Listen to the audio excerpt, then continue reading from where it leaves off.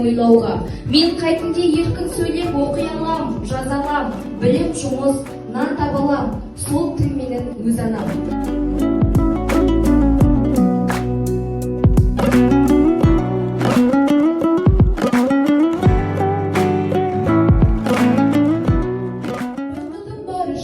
Отан деген, Құдай деген, кім десе отан деген.